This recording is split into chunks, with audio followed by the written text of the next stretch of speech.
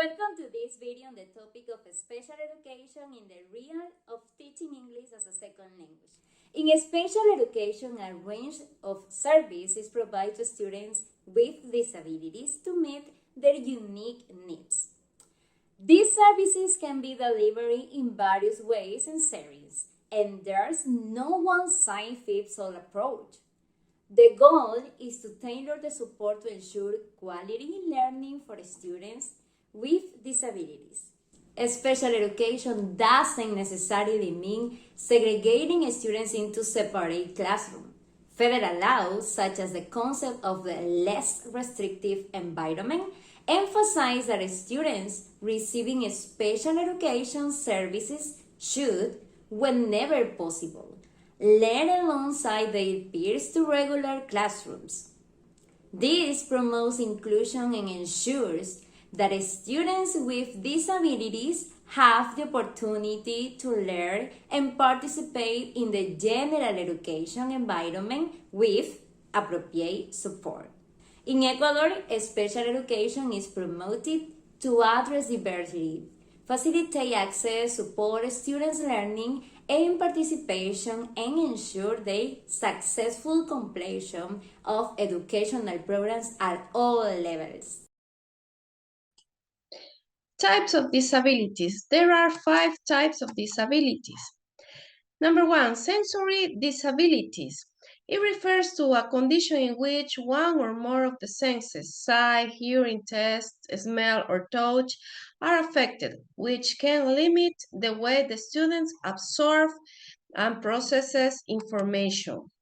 Mental disabilities. It involves limitation in cognitive abilities which affect a person's ability to learn, reason, remember, and solve problems in typical ways.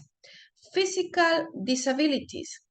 It involves limitation in mobility or control of the body due to medical conditions or injuries.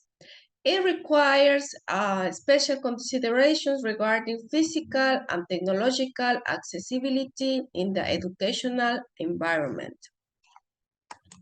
Emotional disabilities. It involves challenges in the control, expression, or regulation of emotion and behavior. It can manifest itself in the form of the behavioral disorders such as attention deficit, depression, or anxiety. And finally, developmental disabilities. Developmental disabilities are chronic neurological disorders that affect the typical development of cognitive, emotional, social, and physical abilities such as autism, Down syndrome, language development disorder, among others, which influence learning, communication, and social interactions. Having clear what are the types of special need and how each of them are presented, it is important to talk about the impact of this one to our system education, because it not only has a negative way, this reflected by the point of view of the lack of personal training and also the correct monitoring of the cases. We have the right side that is to teaches us to strive to every day to meet the problems that our students present. Also, when we are introducing this priority group to our classroom, we are forming students much more empathetic who accept the differences of our peers. Different characteristics such physical and cognitive. Also, it is important to remark the importance of work together as educational systems, because the parents plays an important role who has to support their kids. As teachers, we have to make curricular adaptations as well as provide the correct methodologies and techniques for having a good behavior and also of effective learning.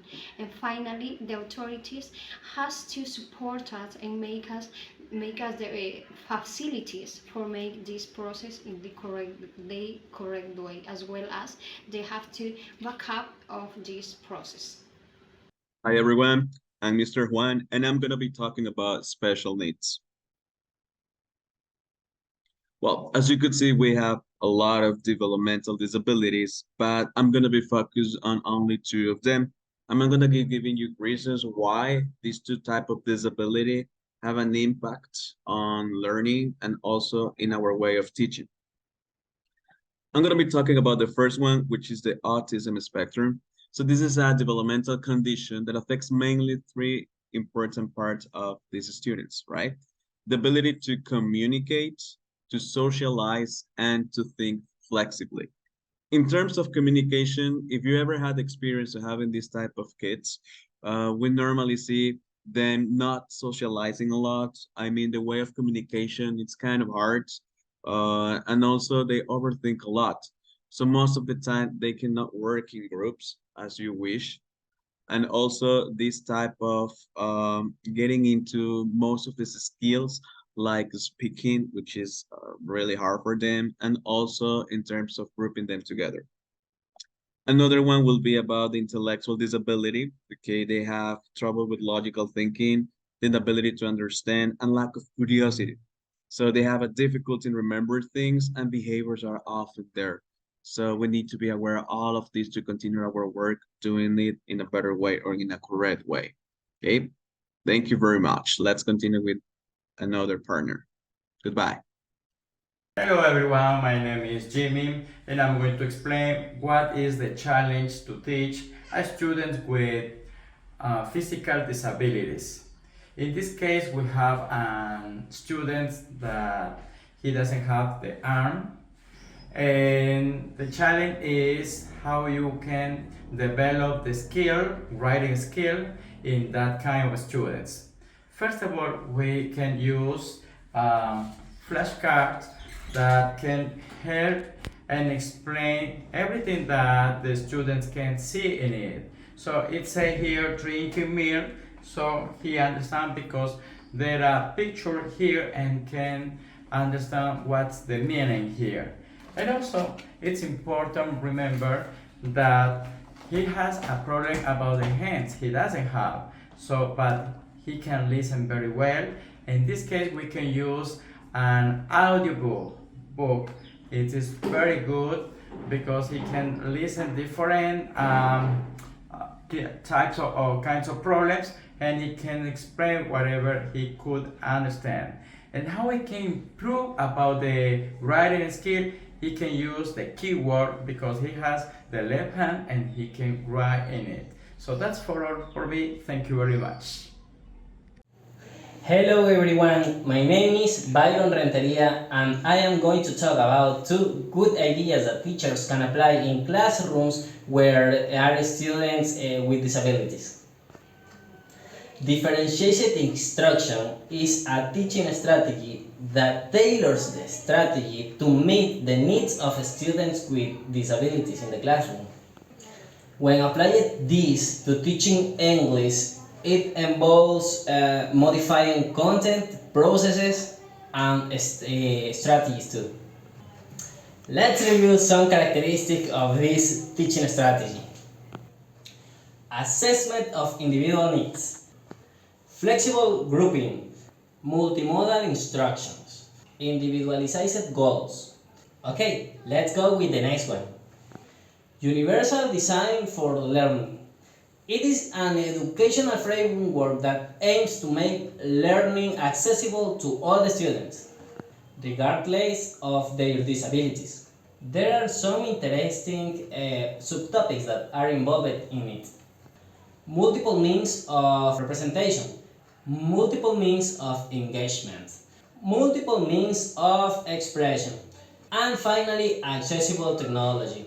So, by implementing both methods, teachers can create inclusive English classrooms that cater to the diverse needs of students with disabilities. That's all for today. Thank you so much for watching this video.